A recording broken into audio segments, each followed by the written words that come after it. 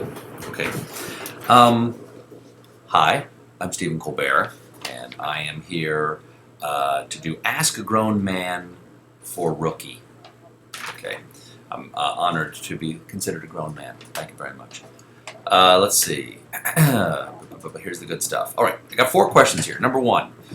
This is from Loretta, age 14. I know most men aren't jerks, but when guys, especially teenage guys, do stuff that catcall and make jokes about rape, do they know their behavior is harmful? Is that why they do stuff like that? Or is it because society has taught them to be misogynistic? I think, Loretta, I think that the reason why boys do this kind of stuff is to get your attention. And no, I don't think they know that it's harmful. Because I don't think they mean to be harmful. I just think they desperately want you to pay attention to them. So my advice would be, if you don't know the person who's doing it, I would ignore it. But if you know the person is a friend or somebody you know, they really care what you think. It may not seem like they do because they're being so aggressive, but they actually really do care. And I would say, please don't do that because I really don't like it. And they may, blow you off at the time, but I promise you they'll remember that you said that. And for this sort of thing to stop, boys have to be educated. Does our society educate boys to be misogynistic? It probably doesn't value girls and women as much as it should. And boys probably see that as a signal that they can get away with things like devaluing women and being what they think of as sort of playfully or comically threatening, but they do need to be told that it's wrong. Or even more importantly, that you just don't like it because they want you to like them. So be honest with them about it if you know them again. And I think that's the best way to stop it. They'll pay attention. Okay. Now that I've solved that problem, okay. My dad won't let me sleep at my boyfriend's house, and there is no real reason for that. I assume it's because he's very closed-minded about sex, but when I try to discuss it with him, he gets very angry and refuses to talk about it. I've been with my boyfriend for a year, and my whole family approves of him. What do you think is the best way to talk to a dad like this to convince him to let me sleep at my boyfriend's house? Eve, age 19. Eve, I'm going to disappoint you here. You say there's no real reason that he won't let you sleep at your boyfriend's house. Well, he might have his own reasons. So, give your father that much credit. I don't know your dad. I don't know what his reasons are. One reason could be that while he may not actually be closed-minded about sex, after all, you exist, so he's fairly open-minded about it. But he may think that sex and a relationship aren't the same thing. And he might be someone who's traditional and wants you to have to be married, or even be older before he is comfortable with you having a physical relationship with a boy or a girl. When you try to discuss it with him, he gets very angry and refuses to talk about it. Well, maybe he's embarrassed to talk about sex with his daughter because it's a very intimate thing, and that's not unusual. Your dad's not, off the reservation here. And I realize I just made a reference to reservations, which is probably insensitive to Native Americans. Okay, let's see. I've been with my boyfriend about a year. My whole family approves of him. Approval of a boyfriend is not the same thing as sort of giving you carte blanche in terms of approving a sexual relationship with him. So they can still be nice and still like him, but they're not always the same thing. Don't have to be the same thing. What do you think the best way to talk to your dad about and convince him to let me sleep in my boyfriend's house? I don't know. I don't know, how to talk to your dad about this. I would just ask this. Why do you care what your dad thinks? Because you seem to care. Is it because you think he's got your best interest at heart and that he loves you? If that's the case, maybe don't try to convince him otherwise. Maybe there's some advice your father could give you in this regard that would be valuable to you, and convincing him otherwise isn't in your best interest.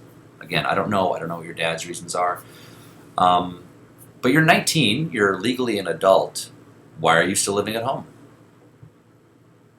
If you don't feel like you're ready to be out on your own, maybe you're not ready to be out on your own. But you certainly have the right to be, and I'm not telling you to move out.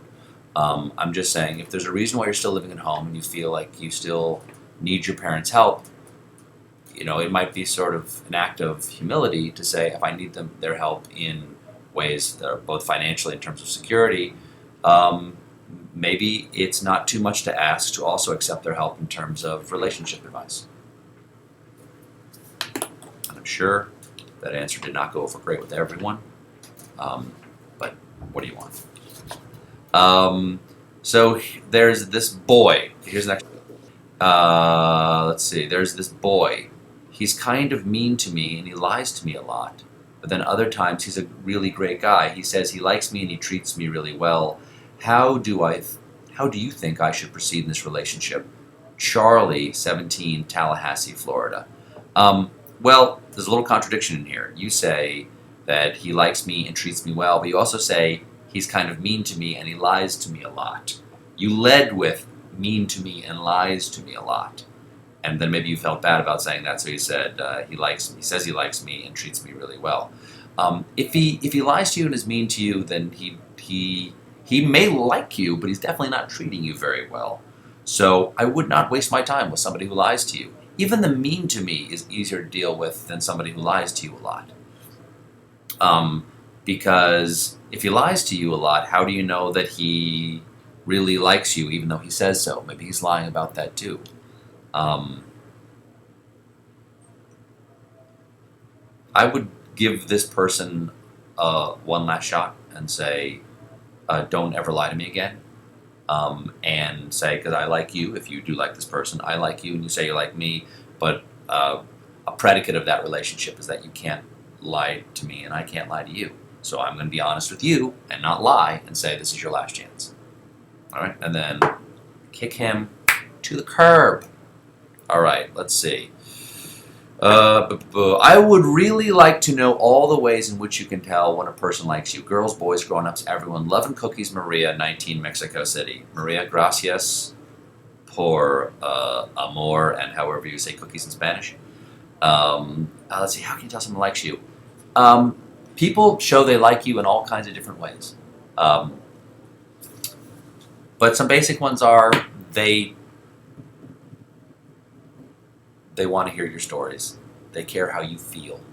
They want to make your day better. They want to listen to your problems. They reach out to you. Everybody wants to be loved. Everybody wants to have people pay attention to them. But if somebody goes to the effort to call you, reach out to you, write you, pay attention to you at a party, come over and talk to you, smile when they see you, ask you your problems, those are good signs that they like you because they're making the effort to not be so self-centered that they want you to do that for them. If somebody's giving you the gift of attention and wanting to know about your day and your problems, then they probably like you. If your happiness is more important than their happiness, or if they first are concerned about what's going on in your life instead of their life, that's a really good sign. Because one nice definition of love, I think, is that another person's happiness is more important than your own. And some early signs of that is that they want to make your day better by helping you unburden your own problems. Love and cookies. Cookies are also a really good sign that somebody likes you if they bring you cookies.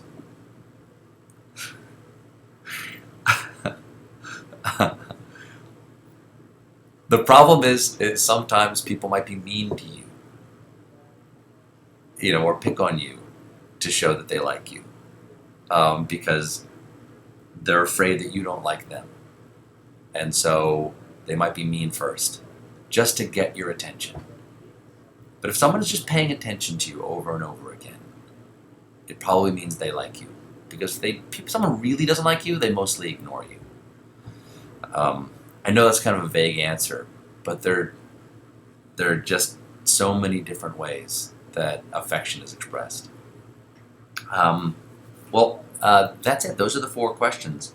I hope these were not completely confusing. And thanks to everybody at Rookie for asking me to do this. This was fun. Thanks.